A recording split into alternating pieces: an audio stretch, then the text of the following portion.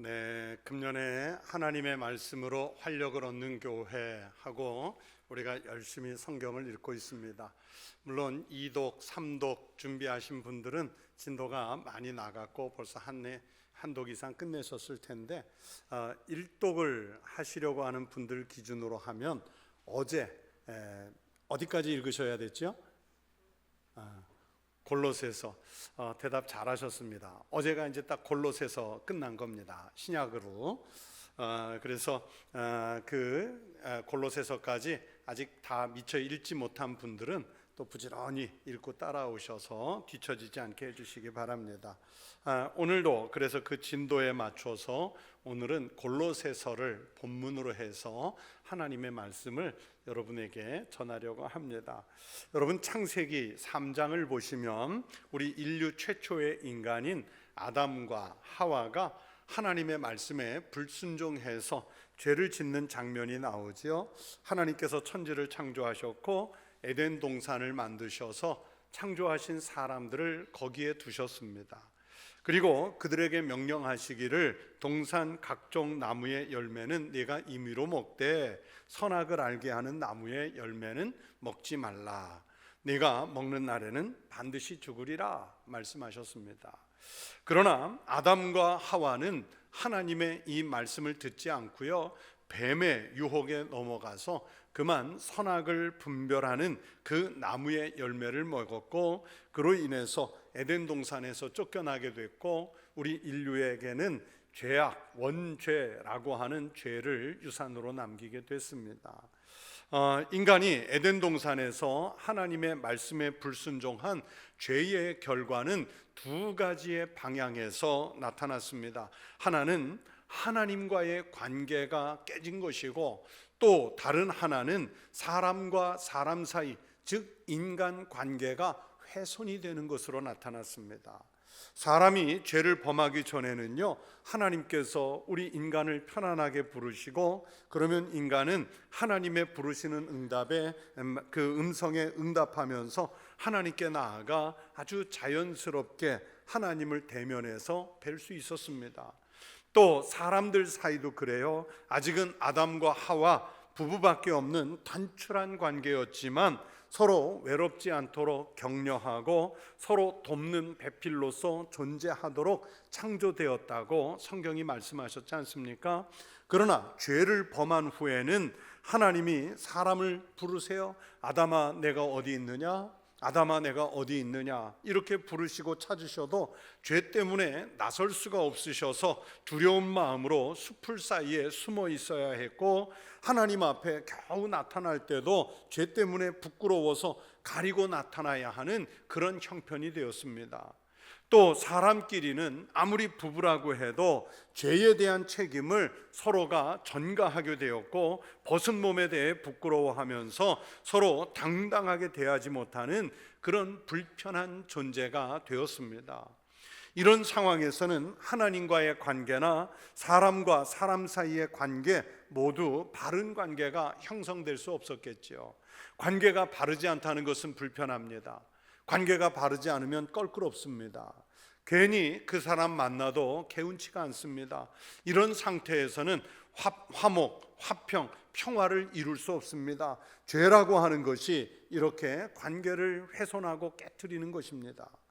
여러분, 우리도 살면서 경험하지 않습니까? 아무리 진수성찬을 먹는 자리라고 해도, 아무리 흥겨운 잔치가 벌어지고 있는 자리라고 해도 거기에 불편한 사람, 관계가 조금 껄끄러운 사람과 한 상에서 먹으면 진수성찬이 마치 모래알을 씹는 것 같고, 아무리 흥겨운 잔치가 열렸다 할지라도 초라해 보이거나 무슨 광대 노름처럼 그렇게 보일 수 있습니다. 그래서 성경은 말씀하시기를 다투는 여인과 함께 큰 집에서 사는 것보다 어디에서 사는 것이 낫다고요? 움막에서 사는 것이 나아요. 마른 떡 한 조각만 있고도 화목하는 것이 제육의 집에 가득하고도 다투는 것보다 나으니라. 무슨 뜻일까요? 화목하지 못한 상태에서는 아무리 큰 집에 살아도 행복하지 않고, 온갖 맛있는 음식을 먹어도 행복하지 않다는 얘기지요. 화려한 곳에서 불편한 관계를 가진 사람들과 사는 것보다는요, 마른 떡 한 조각을 먹으면서 움막이나 광야에서 차라리 혼자 사는 것이 행복하다는 그런 내용의 말씀이었습니다. 그만큼 화목하지 않다는 것은 평화를 빼앗고 행복을 빼앗아 갑니다. 평화를 빼앗기고 화목하지 못한 사람은, 여러분, 감사의 조건이 아무리 많아도요, 그런 사람은 진정으로 감사할 수 없습니다. 아무리 넉넉한 생활을 하는 사람이라고 하더라도 평안이 없는 사람은 그것 때문에 감사한 마음이 심령 속에서 일어나지를 않습니다. 오히려 남들이 볼 때 감사한 조건이 하나님께서 다른 사람들에게 주지 않은 그런 축복의 조건들이 오히려 원망으로 변하는 경우들을 많이 볼 수 있지 않습니까? 그래서 진정한 감사는 평화를 누리는 사람, 하나님과 관계가 좋은 사람, 더불어 사는 사람들과 화목한 사람, 여러분, 그런 분들이 감사할 줄 아는 거예요.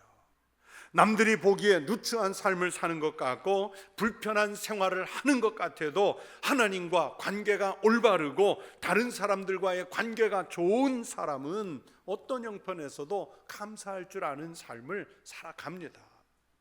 그래서 인간은 하나님과 화목한 관계를 회복하기 위해서 끊임없이 하나님께 접근하고 싶어 하죠. 여러분, 레위기서를 읽어보면요, 하나님께 접근하고 싶어하는 인간의 무수한 제사들이 나옵니다. 온갖 가축을 제물로 삼아서 안수한 후에 잡아서 제물을 드려요. 피를 제단 사면에 뿌려가면서 제물을 드려요. 자기들이 지은 죄를 염소에게 덮어 씌워서 광야로 내보내는 아사셀 의식을 행하면서 하나님과 가까워져 보려고 합니다. 죄를 씻고 하나님과 바른 관계를 맺고 싶어하는 우리의 본성 속에서 나오는 제사들이죠. 또 이웃 사람들과 평안한 관계를 맺기 위해서 사람들은 여러 가지 방법들을 사용합니다.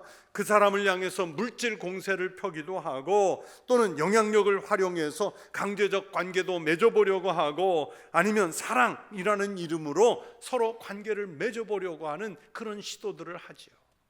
그러나 여러분, 이러한 방법들은 궁극적인 해결책이 되지를 못합니다. 하나님을 향해서 아무리 많은 재물을 드려도 결국에는 그 재물이라고 하는 것이 유효기간이 있고 속죄의 능력에 한계가 있어서 우리가 기대하는 만큼의 하나님과 우리 사이의 화목을 온전히 이룰 수가 없습니다. 또 사람 자체가 죄악된 존재들이기 때문에 죄인과 죄인의 관계로 맺는 그 관계가 온전해질 수 없습니다. 당장은 좋은 것 같아도요, 작은 일 하나 때문에 금방 그 관계가 깨질 수도 있고, 또 서로 마음 상하게 하는 일들이 우리가 살면서 얼마나 많이 경험하는 일들입니까? 인간의 능력으로는 하나님과도 그리고 다른 사람과도 바른 관계를 형성할 수가 없습니다. 그 중간에, 관계의 중간에 죄라는 것으로 막혀 있기 때문입니다. 여러분, 이 죄악의 문제를 해결하지 않고서는 하나님과의 관계나 또는 이웃과의 관계를 바로 맺을 수 없어요. 관계를 제대로 맺기 위해서는, 그래서 그 관계의 중간을 가로막고 있는 죄의 문제를 해결해야 하는 것입니다. 그래서 하나님은 단번에 그리고 완벽하게 하나님과 우리 인간과의 관계를 회복하시기 위해서 독생자 예수 그리스도를 우리에게 보내주셨습니다. 오늘 우리가 본문으로 읽은 골로새서의 이 성경 말씀을 보시면 하나님께서 예수님을 이 땅에 보내시고 하나님과 우리 사이의 평화를 회복하시는 하나님 나름의 방법이 묘사되어 있습니다. 19절부터 20절까지를 보시면 아버지께서는 모든 충만으로 예수 안에 거하게 하시고 그의 십자가의 피로 화평을 이루사 만물 곧 땅에 있는 것이나 하늘에 있는 것들이 그로 말미암아 자기와 화목하게 되기를 기뻐하심이라.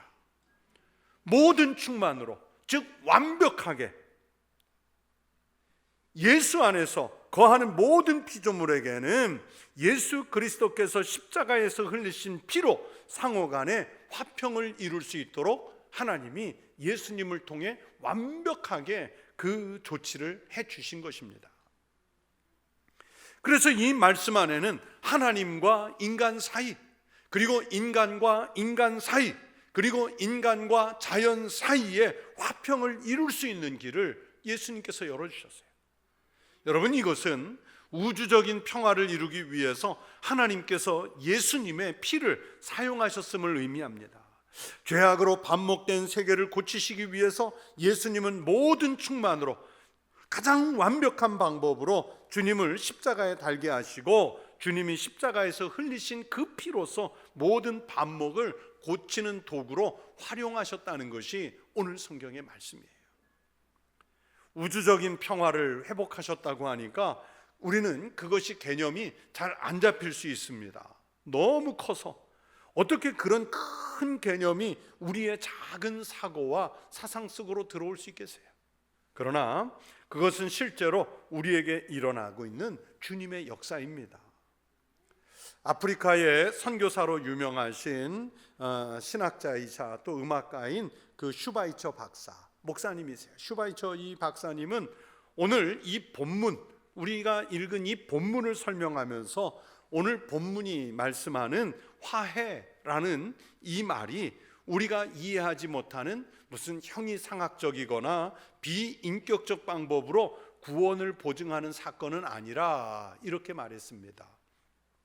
즉 쉽게 설명을 드리자면 화해라고 하는 것이 그렇게 고차원적이거나 무슨 고매한 사상을 동반해야 하는 어려운 일이 아니라 아주 현실적이고 구체적이고 삶의 자리에서 실제로 일어나는 일, 그게 화해라는 것이 슈바이처 박사의 설명이에요. 그래서 이 슈바이처 박사님은 화해라는 것이 관계성의 관점이라는 의미를 지닌다고 했는데, 여러분, 어려운 뜻이 아니라 관계성. 즉 오늘 우리가 더불어 살고 있는 사람들과 화해가 나타나야 진정한 화해의 의미가 있다는 것입니다. 아무리 화평을 이야기해도 관계가 회복되지 않는 관계는 이건 바른 신앙이 아닌 거예요. 주님의 구원 역사 속에는 죄악으로 하나님과 갈라진 관계가 화목으로 회복되는 그런 능력이 포함되어 있습니다.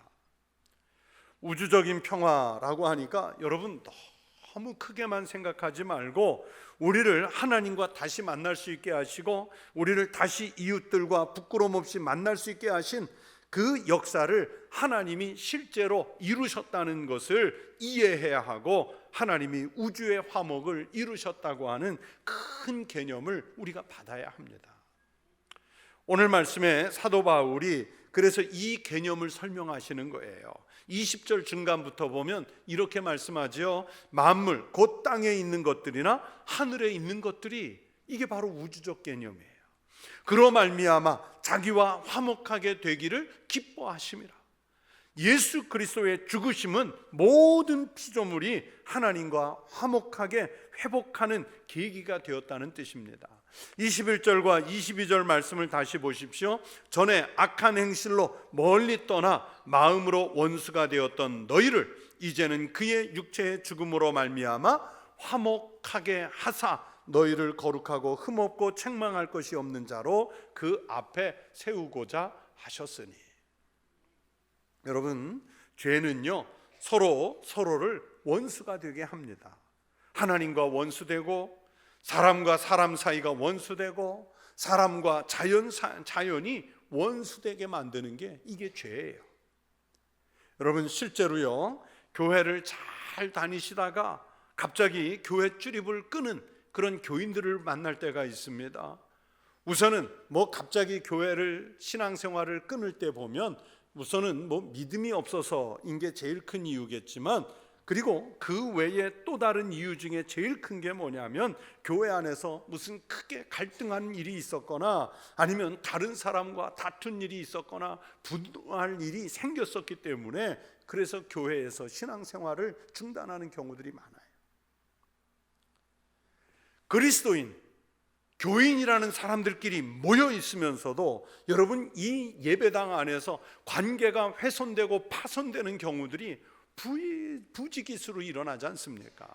여러분, 교회 아니라고 해서 무슨 다 천사 같은 사람만 모여오나요? 여러분 자신을 생각해 보세요. 여러분이 각각 다 성품이 올곧고 온전한 천사입니까? 그러나 그런 갈등의 경우라도 거기에 예수님의 보혈이 개입하시면 그 원수가 됐던 관계를 서로 하나님 앞에서 높여서 세워주는 존재로 바뀌는 것입니다. 하나님 앞에서 평화를 이루게 합니다. 그래서 사도 바울은 말씀하시기를 바로 이것이 복음이며 자신은 이것을 위해 즉 복음의 일꾼이 되었다고 오늘 성경이 말씀해요. 사도 바울이 여러분 원래부터 복음의 일꾼이 돼서 하나님과 인간의 관계, 이웃과의 관계를 화목하게 회복시키러 다니는 사람이었습니까? 아니잖아요. 바울은요, 예수님을 만나기 전에는 자기 기준이나 유대교의 방식대로 타인들에게 유대교 신앙을 강요하러 다니는 사람이었어요. 율법 때문에 하나님과 바른 관계를 맺지 못했고 자기 열심 때문에 사람들을 두렵게 만들었고, 그리고 이 바울이 즉 사울이 나타나기만 하면 사람들이 갈등하는 그런 구조였지 않습니까? 그런데 그랬던 사람이 예수님을 진심으로 만난 후에는 이전의 생각과 또 자기 방식의 삶을 버리고 예수님의 방식으로 가는 곳곳마다 화평을 만들어가는 사도의 삶을 살았어요. 그러니까 예수를 진심으로 만나면 사람이 이렇게 바뀌는 거예요. 여러분, 바울의 경우에서 보듯이 복음으로 새로워진 사람은 그래서 화목하게 하는 직책을 받은 사람이라고 성경이 말씀합니다. 바울이 고린도후서 5장 18절에서 말씀하시기를 모든 것이 하나님께로서 났으며 그가 그리스도로 말미암아 우리를 자기와 화목하게 하시고 또 우리에게 화목하게 하는 직분을 주셨으니 하셨어요. 이 말씀대로 예수 그리스도를 받아들인 사람은 하나님과 화목하게 되고 또 다른 사람, 이웃을 향해서도 화목하게 하는 말씀을 부탁받은 삶을 살아가게 되는 거예요. 이게 화목하게 하는 직책입니다. 요한복음 17장은 예수님이 십자가에 달리시기 전에 예수님이 직접 하나님 아버지께 이 땅을 위해서 간절히 기도하시는 기도문이에요. 요한복음 17장은 기도문이에요. 그래서 예수님께서 하신 기도라고 그래서 대제사장의 기도라는 별명 제목이 붙어 있습니다. 예수님도 이 간절한 기도 속에 주님의 백성들이 화목하게 되기를 원하시는 내용을 담았습니다. 아버지여, 아버지께서 내 안에 내가 아버지 안에 있는 것 같이 그들도 다 하나가 되어 우리 안에 있게 하사 세상으로 아버지께서 나를 보내신 것을 믿게 하옵소서. 내게 주신 영광을 내가 그들에게 주었으니 이는 우리가 하나가 된 것 같이 성부, 성자, 성령 삼위의 하나님께서 하나가 되신 같이 그들도 즉 우리도 하나가 되게 하려 함이니이다. 이 예수님의 기도란 말이에요. 예수님을 진심으로 사랑하고 예수님이 만드신 피조물을 진정으로 사랑하는 믿음의 사람은 어떻게 하든지 주님의 이 말씀을 따르려고 하지 않겠습니까? 정말 비복음적인 우상 숭배와 세속적인 욕망, 타락한 죄악 이런 것들에 대해서는 우리가 얼마든지 싸우고 분열하고 그들과 나뉠 수 있겠지만 같은 하나님을 믿고 고백하는 믿음의 공동체 안에서는 그리스도인들은 화목하게 하려고 애를 써야 합니다. 내가 바울이 예수 믿기 전 사람처럼 갈등의 원인이 되거나 분열을 부추기는 사람이 아니라 내가 존재함으로써 그 공동체를 화평하게 만드는 삶을 누가 삽니까? 우리가 살아야죠. 그리스도인이 살아야죠. 그렇게 살아내려고 몸부림을 치는 것이 하나님께서 기대하시는 바로 우리 그리스도인들의 모습입니다. 내가 잘못한 것이 없으면서도 손해를 보고 내가 잘못한 것이 없음에도 무릎을 꿇고 빌더라도 하나님의 공동체성을 깨거나 피조물을 파괴하는 일을 막아보려고 애를 씁니다. 그것이 바로 믿음의 사람들의 모습이에요. 그렇게 할 수 있는 것은요, 그래서 믿음의 용기를 필요로 합니다. 자신을 겸손한 자리에까지 내려놓지 않으면 그렇게 할 수 없습니다. 그래서 예수님이 말씀하셨습니다. 그러므로 예물을 제단에 드리려다가 거기서 내 형제에게 원망 들을 만한 일이 있는 것이 생각나거든 예물을 제단 앞에 두고 먼저 가서 형제와 화목하고 그 후에 와서 예물을 드리라. 또 히브리서 12장 14절에서는 모든 사람과 더불어 화평함과 거룩함을 따르라. 이것이 없이는 아무도 주를 보지 못하리라. 그렇게 말씀하셨어요.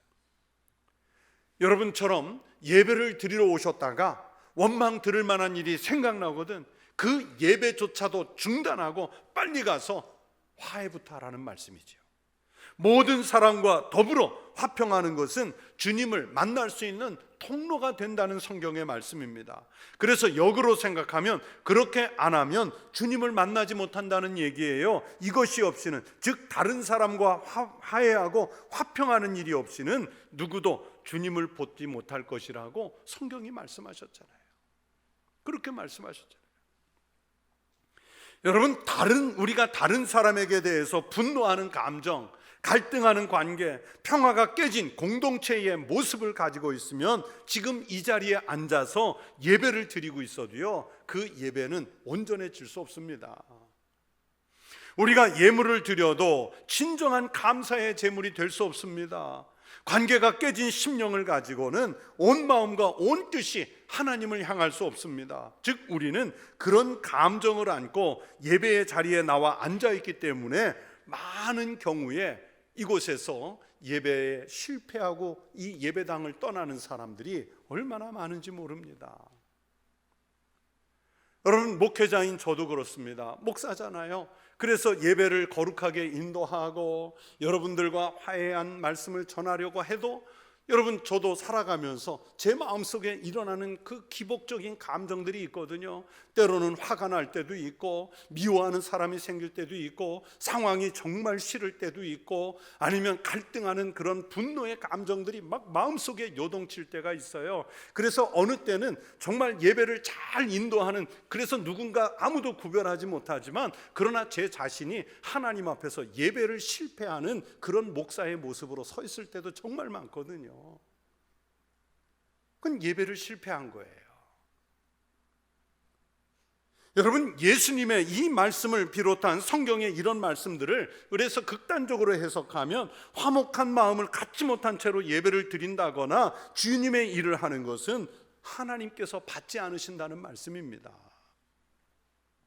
그래서 그리스도의 나라를 위해서라면 예배도 멈출 수 있고요, 기도도 멈출 수 있고, 심지어는 나의 생명도 멈출 수 있을 만큼 그런 낮춤, 그런 겸손을 오늘 성경이 우리에게 요구하고 있습니다. 여러분, 교회는 안에서 화목하고 밖으로는 화평을 이루는 하나님의 공동체로 설 때 우리 교회가 존재의 이유가 있습니다. 또 그리스도인은 나와 관계를 맺은 사람과는 누구와도 화목한 관계를 맺는 것이 성도로서의 의무입니다. 오죽하면 예배를 드리다가도 화목하지 못한 것이 생각나면 그것을 멈추고 달려가라고, 먼저 화해부터 하라고 그래서 예수님이 말씀하셨겠습니까? 교회가 있고 그리스도인이 있고 성도들의 삶이 일어나는 자리에는 화평한 일을 이루어가는 역사가 일어나야 합니다. 그래야 예수님이 십자가에서 흘리신 그 피를 헛되이 하지 않습니다. 하지만 현실은 안타깝게도요, 오늘날 너무나도 많은 교회가 21세기에 들어와 우리 한국 교회가 분열의 상징처럼, 갈등의 화약고처럼 그렇게 폭발 직전에 있어요. 목회자와 또 당회의 갈등, 아니면 원로 목사님 측과 후임 목사님 측의 갈등, 세대 간의 갈등, 서로 비방하고 분노하면서 교회를 어지럽게 하는 그런 일들, 그러면서 예배 자체가 제대로 드려지지 못하도록 막아서는 그런 일들이 너무 많은데, 과연 그렇게 예배를 드려서 거기에 하나님이 무슨 역사를 하실 수 있을까? 그건 마귀의 짓이에요. 우리 그리스도인은 오늘 성경의 말씀대로 화해를 이루어가는, 화평을 이루어가는, 평화를 이루어가는 그런 존재로 부름을 받았을 때 이게 복음이고, 사도 바울은 나는 이 복음의 일꾼이 되었다 그렇게 말씀하시잖아요. 여러분, 오늘 성경이 말씀하시지 않습니까? 예수님의 십자가의 피로 화평을 이루었다, 예수님의 육체의 죽음으로 말미암아 화목하게 되었다. 우리가 이것을 믿음의 터 위에 굳게 서서 복음으로 들었다, 이렇게 성경이 말씀해요. 그리고 이것이 곧 복음인데 이 복음은 천하 만민에게 전파된 바요, 오늘 바울이 말씀하잖아요. 성도 여러분, 우리 청북교회가 이곳에 있음으로 인해서 이 사회에 빛을 발하고 이웃을 사랑하고 화목하게 하는 통로로 쓰이면 하나님의 영광이 나타날 줄로 믿습니다. 오히려 교회가 제대로 교회 노릇 못하고 또 성도들이 사는 자리에서 성도 노릇 제대로 못해서 하나님 영광을 가린다면, 그래서 다른 사람들이 복음 안에 들어올 수 있는 기회를 차단한다면, 우리끼리 모여서 아무리 정중하게 예배를 드린다고 해도요, 여러분, 그 예배는 참 무의미해집니다. 그래서 여러분, 여러분의 가정에 가시면 그리스도인으로서 화목하게 하는 그리스도인의 역할을 잘 하시기를 바랍니다. 우리 성도들이 나가서 일하는 일터에서 그리스도인인 여러분으로 인해서 그 일터가 화목한 일터로 변하는 역사가 일어나기를 기대합니다.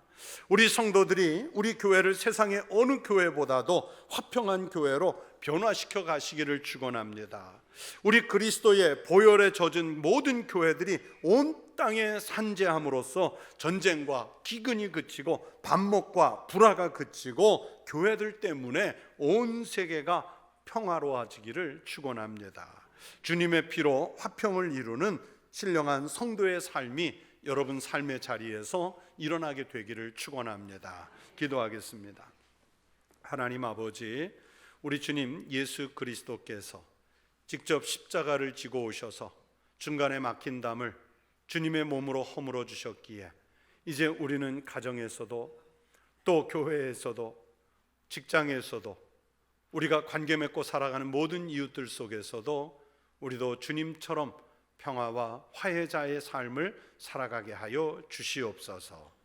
하나님 아버지, 온 세상에 만연한 불신과 반목, 갈등, 전쟁, 테러, 또 하나님의 피조물들이 훼손되는 이 속에서 교회가 빛이 되게 하시고 그리스도인들이 소금의 역할을 제대로 감당하는 역사가 있게 하여 주시옵소서. 감사드리며 예수님 이름으로 기도하옵나이다. 아멘.